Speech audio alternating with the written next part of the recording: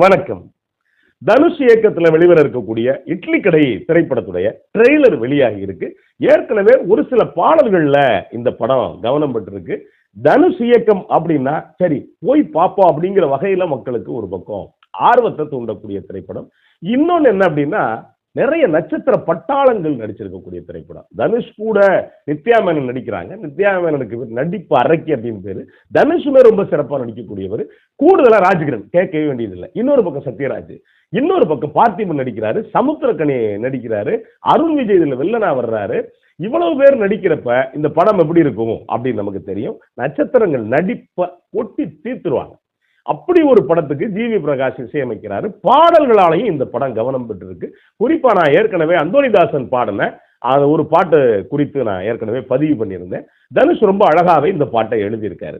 இந்த படத்தை பொறுத்த வரைக்கும் என்ன அப்படின்னா ட்ரெய்லர் வெளியாக இருக்கிறதுல கடையன் படத்துடைய பேரே முதல்ல தனுஷை பாராட்டலாம். என்ன அப்படின்னா இப்பெல்லாம் பெரும்பாலும் கதாநாயகன்கள் பேர்ல தான், அதாவது கதாநாயகனுக்கு என்ன படத்து பேரோ அந்த பேர்ல தான் படம் வரும். ஆனா இப்ப என்ன அப்படின்னா ஒரு கதையை தாங்கி இட்லி கடை அப்படிங்கிற பேர்ல படம் பண்ணியிருக்காரு. ட்ரெய்லர் வெளியாகி இருக்கு. அதுலயும் குறிப்பா இதுல வரக்கூடிய காட்சிகள் நீங்க கவனிச்சு பாருங்களேன். ஒண்ணும் இல்ல, தனுஷவுக்கு அப்பாவா இருக்கக்கூடிய ராஜ்கிரண் இட்லி கடை வச்சிருக்காரு. அப்பாவுடைய இட்லி கடையில இவர் கூட மாட வேலை பார்க்கிறாரு. இந்த இட்லியில பேரார்வம் இருக்கு நம்ம தனுஷுக்கு. இந்த பேரார்வத்துல எப்படியோ போய் ஒரு பெரிய கம்பெனியில இவர் வேலைக்கு செஃப்பாவோ குக்காவோ ஏதோ ஒண்ணு செஃப்பா ஜாயின் பண்ணிடுறாரு.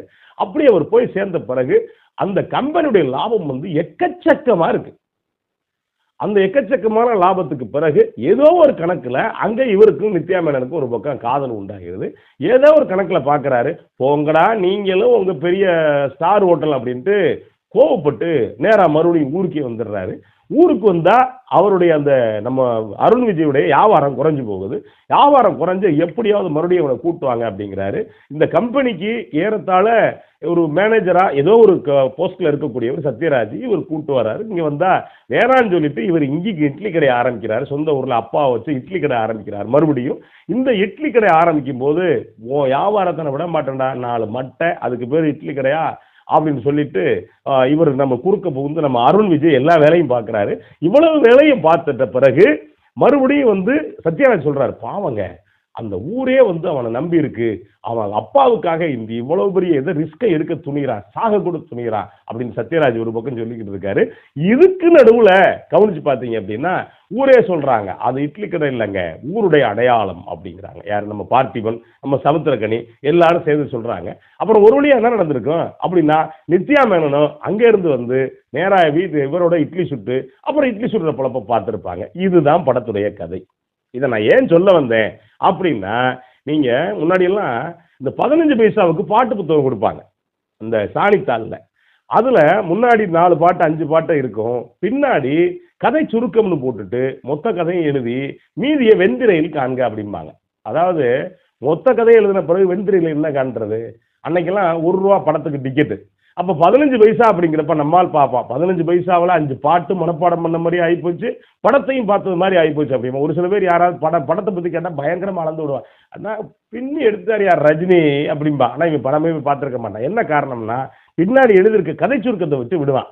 இப்போ இதே மாதிரி தான் ஒரு ட்ரெய்லர் அப்படின்னா மக்களுக்கு ஒரு பக்கம் ஆர்வத்தை ஏற்படுத்தி இருக்கணும், ஒரு படத்தை பார்க்கறதுக்கு தூண்டணும். ஆனா இந்த ட்ரெய்லர் என்ன பண்ணிருக்கு அப்படின்னா அந்த ட்ரெய்லரை யாரு வடிவமைச்சா அப்படின்னு தெரியல. இதுக்குள்ள படம் பார்த்து கதை சொல்லுங்க அப்படிங்கிற மாதிரி மொத்த கதையவும் 3 நிமிஷத்துல சொல்லிடுறாங்க. நமக்கு அவ்வளவுமே புரிஞ்சிருது. இதுல மீதி வரப்போறது என்ன அப்படின்னா விளக்கம் தான். இந்த விளக்கத்தை போய் பார்க்கணுமா அப்படின்னு ஒரு கேள்வி வரும். அந்த வகையில ஒரு கதையினா நமக்கு எதுவும் இல்லை, தனுஷ் நடிச்சாலே இது இப்ப இருக்கக்கூடிய காலகட்டத்தில் ஊருக்குள்ளே இட்லி சுட்டு ஊருக்குள்ளே சமைச்சு ஊருக்குள்ளே சாப்பிட்டு அப்படியெல்லாம் காவியமெல்லாம் இருக்காது, நமக்கு நல்லா தெரியும். ஆனா அதே நேரத்தில் இப்படி ஒரு கார்பரேட்டுக்கு போறது திரும்பி வர்றது இதை ஒரு கதையை பட்டுன்னு சொல்லிட்டா படம் பார்க்க ஏன் போறேன்? இன்னைக்கு ₹200 டிக்கெட்டு போய் பார்க்கணுமா? அப்ப ட்ரெய்லர்ல இன்னும் கொஞ்சம் மாற்றி பண்ணியிருக்க வேண்டியவங்க ஏன் அப்படி பண்ணாங்க அப்படின்னு தெரியல. இருந்தாலும் படம் வந்தா இன்னும் சுவாரஸ்யமா வேற வித்தியாசம் கூட இருக்கலாம். பார்ப்போம். நன்றி, வணக்கம்.